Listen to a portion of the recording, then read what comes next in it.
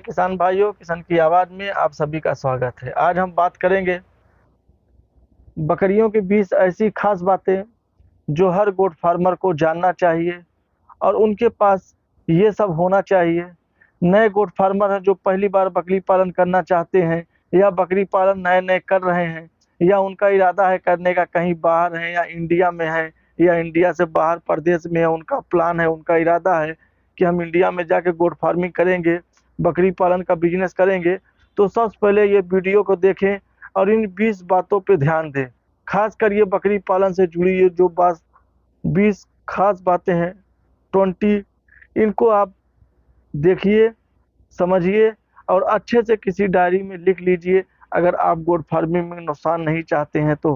क्योंकि ये हकीकत है मेरे दोस्त, इस टाइम पे गांव देहात में बकरी पालन बहुत अधिक किया जा रहा है और किसान भाई बकरी पालन करके काफ़ी ज़्यादा मोटा पैसा भी कमा रहे हैं। लेकिन सभी किसान भाई बकरी पालन करके मोटा पैसा नहीं कमा रहे हैं। बहुत सारे ऐसे लोग हैं जो बहुत ज़्यादा लॉस में जा रहे हैं, नुकसान में जा रहे हैं।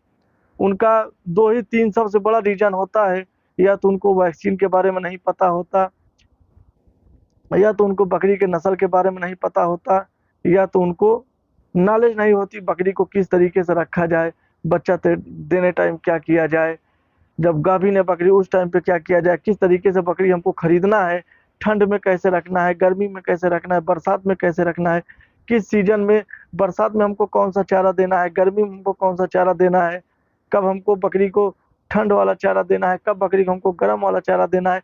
ये सब बहुत सारे ऐसे मसले होते हैं जो एक गोट फार्मर को नहीं पता होता, जिसके वजह से वो गोट फार्मिंग में तो आ तो जाते हैं, वीडियो देख के या किसी के कहने पे आ जाते हैं, लेकिन बाद में फिर उनका नुकसान हो जाता है और फिर उसी तरीके से वो वापस चले आते हैं और बाद में बोलते हैं गोट फार्मिंग जो है बेकार है, गोट फार्मिंग बिजनेस अच्छा नहीं होता। लेकिन मेरे दोस्त, गोट फार्मिंग में काफ़ी ज़्यादा फायदा है अगर आपको नॉलेज है, जानकारी है तो बेनिफिट है। बकरी कभी नुकसान नहीं देती। जब तक बकरी के जान में सांस है, सांसें चल रही हैं, तब तक वो आपकी बेनिफिट है। सांस रुक गई, वो मर गई, फिर आपका नुकसान हो जाएगा। तो सबसे पहले हम बात कर लेते हैं, अपने राज्य के हिसाब से बकरी या बकरे की नस्ल का चुनाव करें। अगर आप बकरी पालन करने जा रहे हैं तो जो आपके राज्य में जो आपकी मूल निवास बकरी हो उसको आप पालिए। शुरुआत में बकरियों के बाड़े में एक बकरी को कम से कम 10 से 12 वर्ग फीट की जगह होनी चाहिए। ये ऐसे कहते हैं, जो मथुरा CIRG के लोग हैं उनका कहना है कि कम से कम इतना जगह होना चाहिए। एक हाल में एक साथ 20 बकरियों से ज़्यादा नहीं रखें, क्योंकि बहुत ज़्यादा बकरी हो जाती है, आपस में लड़ती भिड़ती हैं, कोई गाभिन बकरी है तो उसको चोट लग जाती है।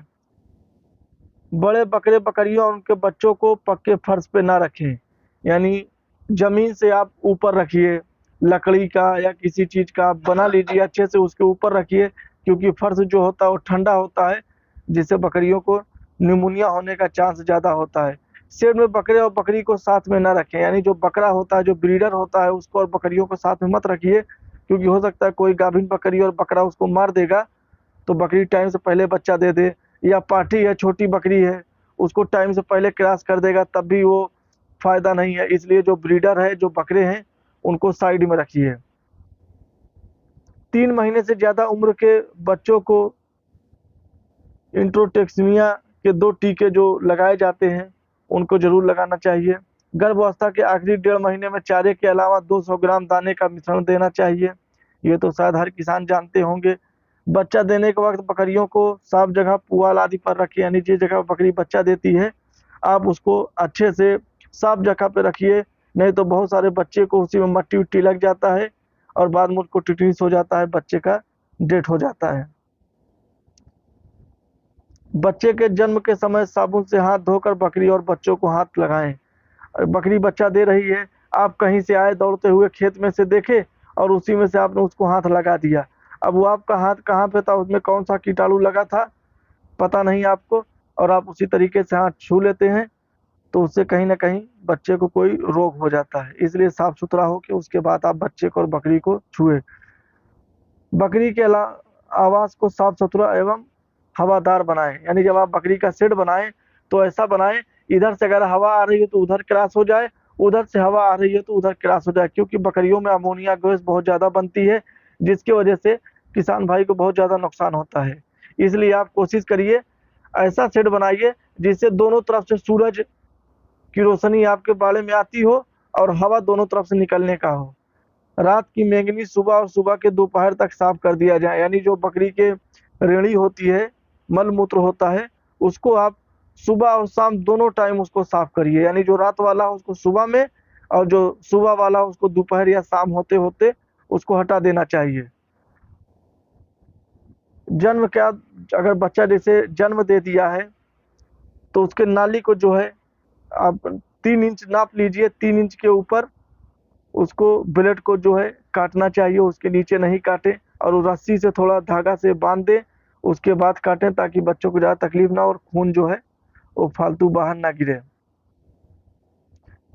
नाभि काटने के बाद इरोन, टिक्चर, आयोडीन या ओकाडीन लगा दें जिससे घाव उसका जल्दी सही हो जाएगा। जन्म के बाद बच्चे को माँ का पहला दूध जन्म के 20 मिनट के अंदर ही पिलाएं। बहुत सारे लोग सोचते हैं जो बकरी का खर होता है वो गिर जाए उसके बाद हम दूध पिलाएं, ऐसा नहीं है।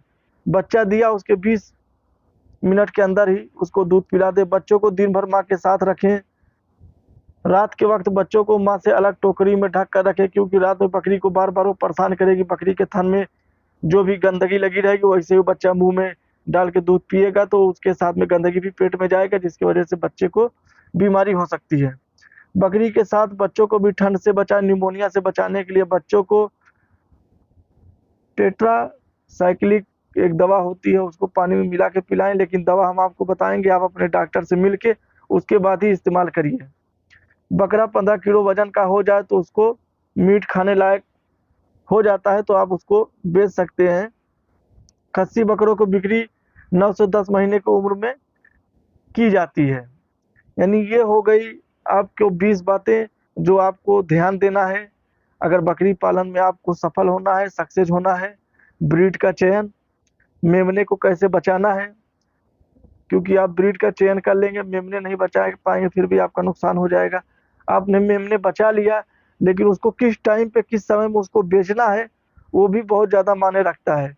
तो आपको बेचने का भी नॉलेज होना चाहिए और नस्ल किस नस्ल पे हमको काम करना है उसको खरीदने का भी नॉलेज होना चाहिए और बच्चे को बचाने का नॉलेज होना चाहिए। शेड हमारा किस तरीके से हो ताकि शेड में पूरे हर तरफ सूरज की रोशनी जाए और हवा जो है वो हर कोने में जाए, क्योंकि हवा जो होता है और सूरज की रोशनी जो होती है दोनों जो है अमोनिया गैस को तोड़ देते हैं। अमोनिया गैस अच्छा कवच होता है जो घूमता रहता है, अगर रोशनी आपके बाड़े में जाएगी तो जाहिर सी बात है अमोनिया गैस को फाड़ देगा। हमारा वीडियो अच्छा लगा तो हमारे वीडियो को लाइक करें, हमारे चैनल को सब्सक्राइब कर नहीं किए हैं तो सब्सक्राइब कर लें और नेक्स्ट वीडियो और चाहते हैं तो बेल आइकन दबाएं ताकि दूसरा हमारा वीडियो